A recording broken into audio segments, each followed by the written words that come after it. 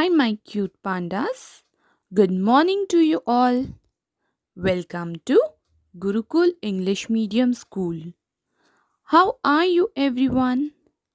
Hope you all are fine and safe at home. Welcome back, kids, to the English period. Today, I'm going to teach you a very interesting poem that is Why English is So Hard.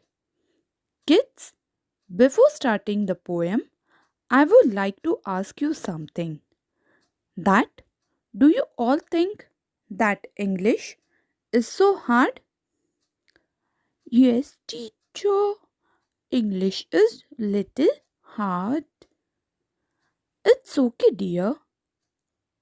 But after learning any language, it will not be so hard for you.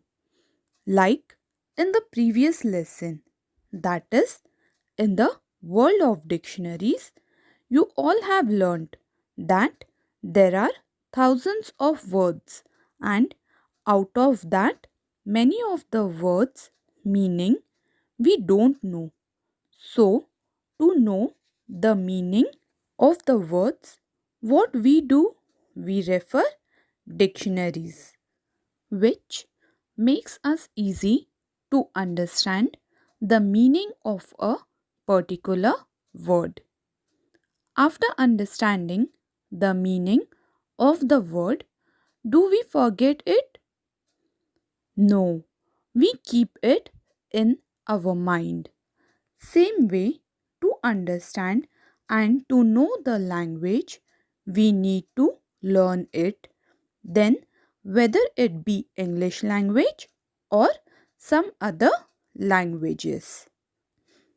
Kids, our today's poem, that is Why English is So Hard, the poet also thinks that English is hard and trickiest language because he went through some of the rhyming words which sounds same when they are in singular form. But when these same rhyming words are changed into plural form, they sound something different. So, kids, do you want to see which are the rhyming words mentioned in the poem? Yes, teacher. Then let's start with our poem. That is Why English is So Hard. We will begin with a box and the plural is boxes.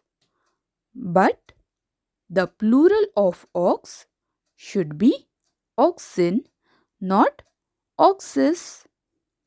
The poet says that if the plural of box is boxes, then why is the plural of ox is oxen but not oxes? You may find a lone mouse or a whole of mice, but the plural of a house is houses, not highs. Lone means the only one in a place. The poet says when a mouse is single, it is called a mouse. But when there are many, they are called mice. Then why is the plural of house is houses but not highs? If the plural of man is always called men, why shouldn't the plural of pan be called pen? The poet is giving one more example like the plural of man is always men. But why is the plural of pan not pen? The plural of pan is pants. And I speak of a foot and you show me your feet. But I give you a boot. Would a pair be called beat? Now the poet says that the plural of foot is feet. But when the poet speaks about the boot, the plural of boot is boots. But why it can't be beat? That one may be that and three may be those. Yet the plural of hat would never be hose. If there is one of something, we say that. But if there are three, we say those. Yet, says the poet, the plural of hat is never hose. The plural of hat is hats. The masculine pronouns are he, his, and him. But imagine the feminine she, she's, and shim.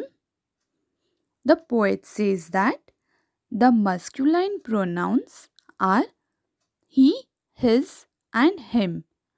But imagine if the feminine pronouns were she, she's, and shim. So, our English, I think you will all agree, is the trickiest language you ever did see. Trickiest means most difficult to do or deal with. After giving all these examples, the poet concludes by saying that everyone will agree that English is the trickiest language that one has ever come across. Kids, I hope you all have understood the poem. Yes, the poet is right that the English is hard and trickiest language. But when you learn something, nothing is hard for you. Kids, let's recite the poem Why English is So Hard. Kids, let's recite the poem Why English is So Hard. We will begin with a box and the plural is boxes. But the plural of ox should be oxen, not oxes. You may find a lone mouse or a whole lot of mice, but the plural of a house is houses, not highs. If the plural of man is always called men, why shouldn't the plural of pan be called pen? And I speak of a foot and you show me your feet. But I give you a boot. Would a pair be called beat? That one may be that and three may be those.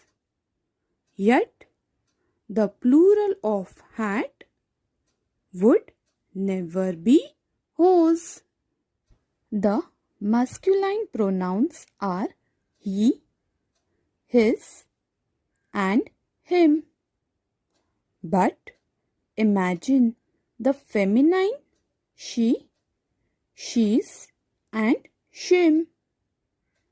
So, our English, I think you will all agree, is the trickiest language you ever did see. Very good, dear ones. Now, once again, we will recite the poem and pick out the rhyming words. Why English is so hard? We will begin with a box and the plural is boxes. But the plural of ox should be oxen, not oxes. In the first stanza, the rhyming words are box, ox, boxes, oxes. You may find a lone mouse or a whole lot of mice, but the plural of a house is houses, not highs. In the second stanza, the rhyming words are mouse, house, mice, highs. If the plural of man is always called men, why shouldn't the plural of pan be called pen? In the third stanza, the rhyming words are man, pan, men, pen. And I speak of a foot and you show me your feet. But I give you a boot. Would a pair be called beat? In the fourth stanza, the rhyming words are foot, boot, feet, beat. That one may be that, and three may be those. Yet the plural of hat would never be hose. In the fifth stanza, the rhyming words are that, hat, those, hose. The masculine pronouns are he, his, and him. But imagine the feminine she, she's, and shim. In the sixth stanza, the rhyming words are he, she, him, shim. So, our English, I think you will all agree, is the trickiest language you ever did see. In the seventh stanza, there are no rhyming words. Kids, I hope you all have enjoyed the poem. Now it's time for me to take a leave. We will be meeting in the next period. Till then, stay home, stay safe. Bye. Take care. Have a nice day. Thank you. Hello and good morning, my dear ones. Welcome to Gurukul English Medium School. How are you, everyone? Hope you all are fine and safe at home and doing your studies well. Welcome back, kids, to the English period. Today, we are going to start with the new lesson, that is Sultan Ghiyasuddin in the Qazi's court. Yeah, kids, today you are going to learn about a sultan named Ghiyasuddin, who was a good ruler, and a Qazi who was an honest and upright man. Kids, you all might be thinking that what's so special about both of these two people? So, kids, the special thing about both of these people is that being a sultan, Sultan Ghiyasuddin accepted his mistake, and the Qazi, without any hesitation, punished Sultan Ghiyasuddin. But teacher, what was the mistake of Sultan Ghiyasuddin? Do you want to know, kids, what was the mistake of Sultan? Yes, teacher. Then let's start with our lesson, that is Sultan Ghiyasuddin in the Qazi's court. Hundreds of years ago, in the eastern province of Bengal, Sultan Ghiyasuddin Azam Shah, who ruled the land. His capital was Sonargaon. He was a good ruler and ruled wisely and well. He respected men of learning. Men of learning means well educated men. He had a deep regard for law. One day, while the Sultan was practicing with his bow and arrows, he accidentally wounded the only son of a poor widow. Wounded means injured. The wounded boy did not survive. Weeping and wailing, the poor widow went to the Qazi and told him what had happened. Weeping means shedding tears. Wailing means crying and sobbing long and loudly. The Qazi was an honest and upright man.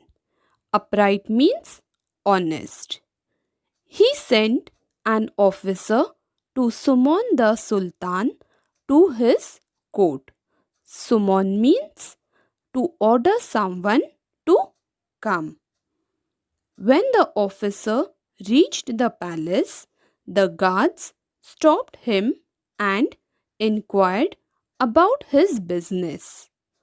When they learned that he had come to serve a summons on the Sultan, they were shocked. They refused to let him go inside the palace. The officer was now in a fix. In a fix means in a difficult or awkward situation. The guards did not allow him to enter the palace, but he knew that he could not return without serving the summons. Serving the summons means giving the written notice ordering someone to appear in court. The Qazi would not take him back. He had to find a way of reaching the Sultan somehow. What could he do? He thought and thought.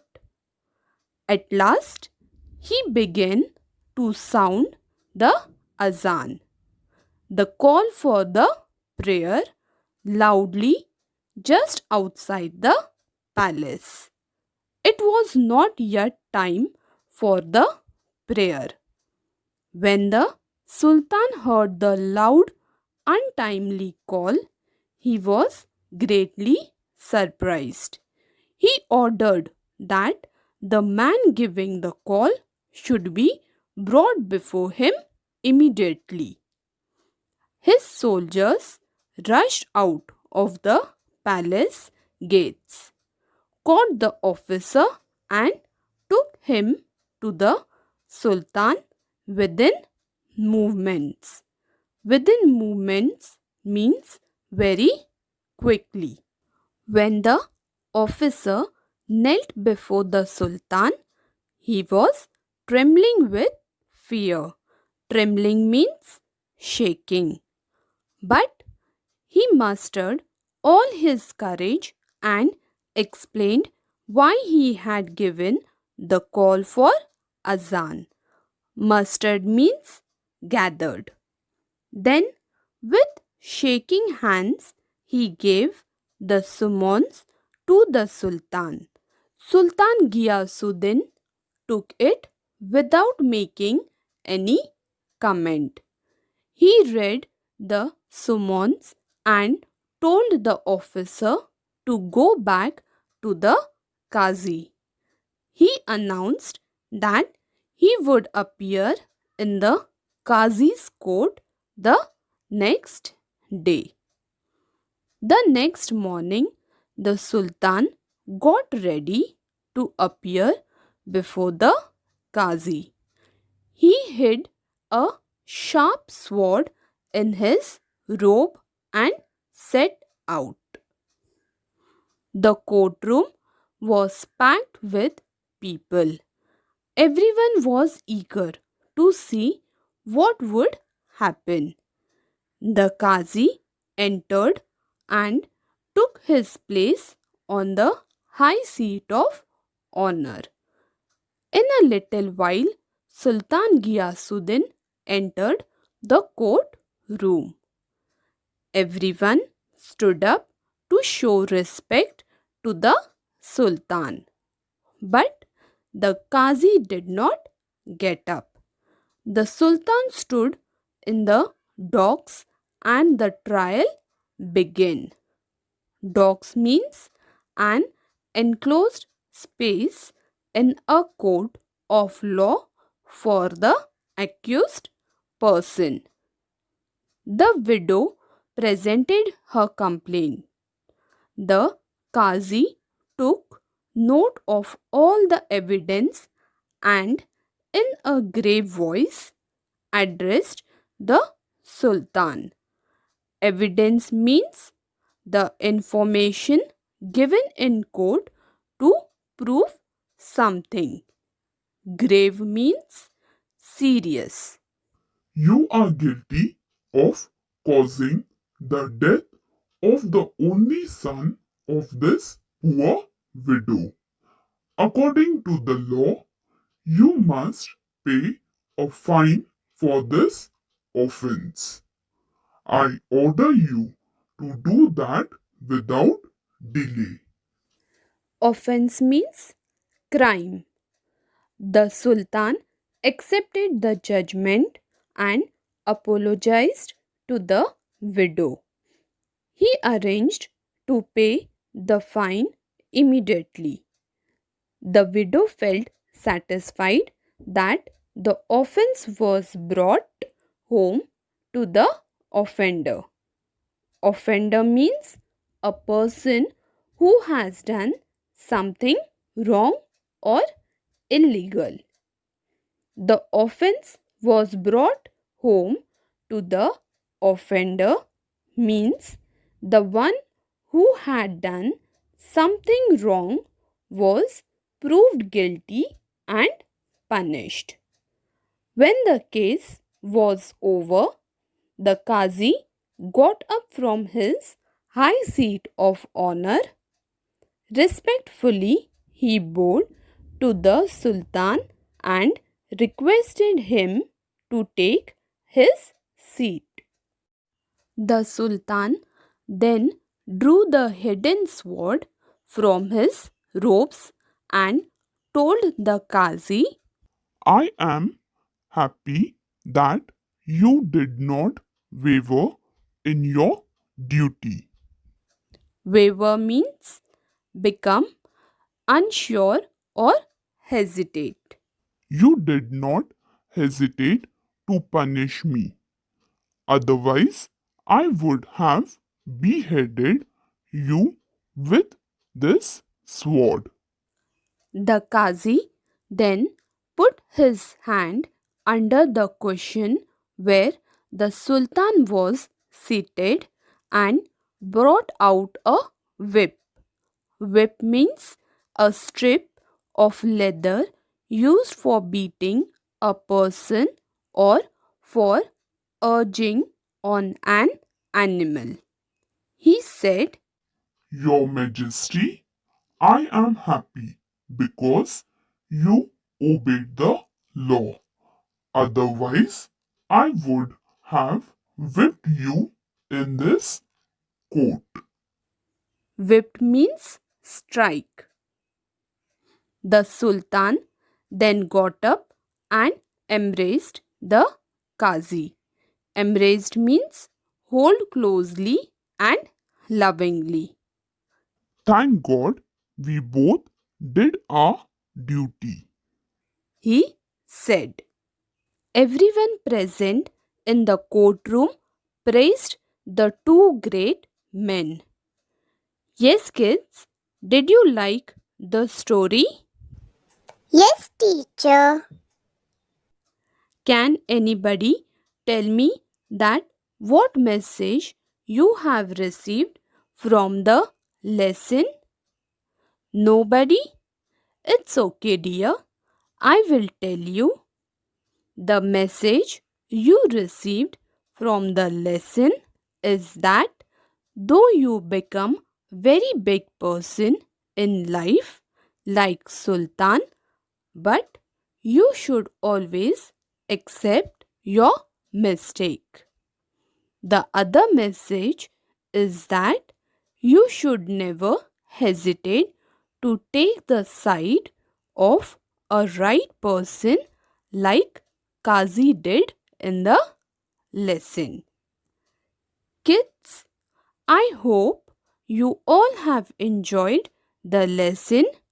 Now it's time for me to take a leave.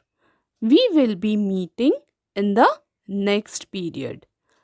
Till then, stay home, stay safe. Bye. Take care. Have a nice day. Thank you. Hello and good morning, my angels. Welcome to Gurukul English Medium School. How are you, everyone?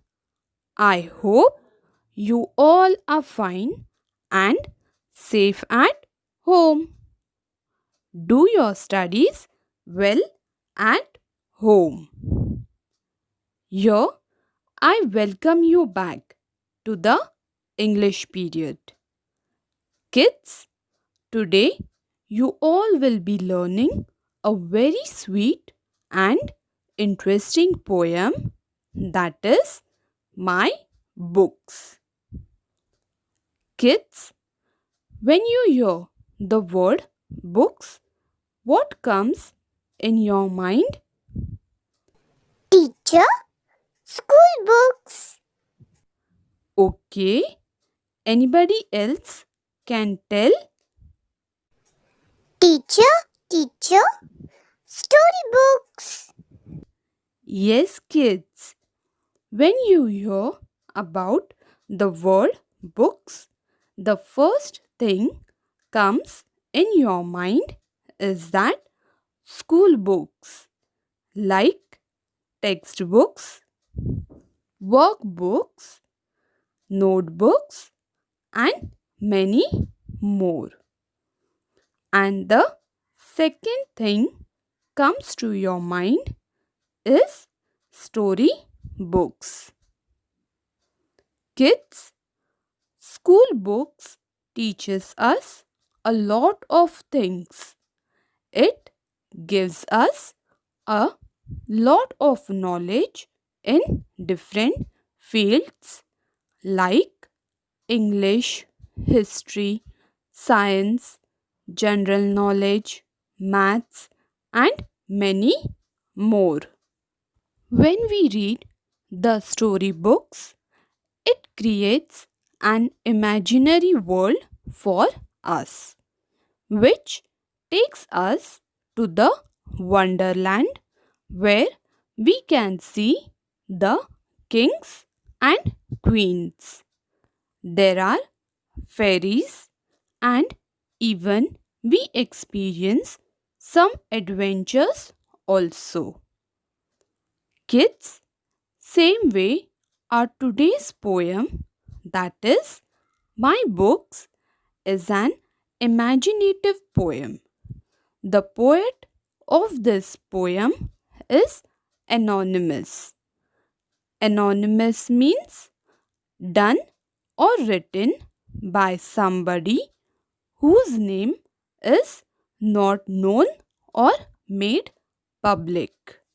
Kids, do you want to know that when the poet reads the books, what things she starts to imagine? Yes, teacher. Okay, then let's start with our poem, that is My Books. I love my books. They are the homes of queens and fairies and knights and gnomes. Knights means in the olden days a man of high social rank who had a duty to fight for his king. Gnome means an imaginary creature like a small man with a pointed hat who lives under the ground. The poet says that she loves her books. When she reads her books, she finds that they are the homes of queens and fairies and even of knights and gnomes. Each time I read, I make a call on some quaint person, large or small, who welcomes me with a hearty hand and leads me through his wonderland. Quaint means unusual or old fashioned and attractive. Hearty means friendly and full of energy. Every time the poet reads a book, she gets to know about some quaint person, means unusual person, big or small, who she says welcomes her in a friendly manner and takes her through his wonderful land. Each book is like a city street along whose winding way I meet new friends and old who laugh and sing and take me off adventuring. Winding means a twisting movement or course. The poet compares each book to a winding city street along which she comes across people about whom she has read before, as well as new characters. They all take her on adventures, laughing and singing. So, kids, how was the imaginary poem of the poet? Very nice, teacher. Did you all enjoy the poem? Yes, teacher. Okay, dear ones. Now, I hope you all also will start reading the books and would enjoy the imaginary world. Kids, let's recite the poem. My books. I love my books. They are the homes of queens and fairies and knights and gnomes. Each time I read, I make a call on some quaint person, large or small, who welcomes me with a hearty hand and leads me through his wonderland. Each book is like a city street along whose winding way I meet new friends and old who laugh and sing and take me off adventuring. Very good, dear ones. Now, once again, we will recite the poem and pick out the rhyming words. My books. I love my books. They are the homes of queens and fairies and knights and gnomes. In the first stanza, the rhyming words are homes, gnomes. Each time I read, I make a call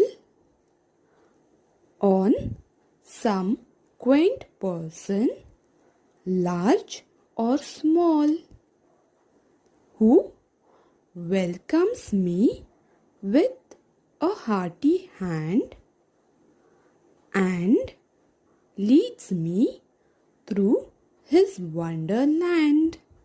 In the second stanza, the rhyming words are call, small, hand, wonderland.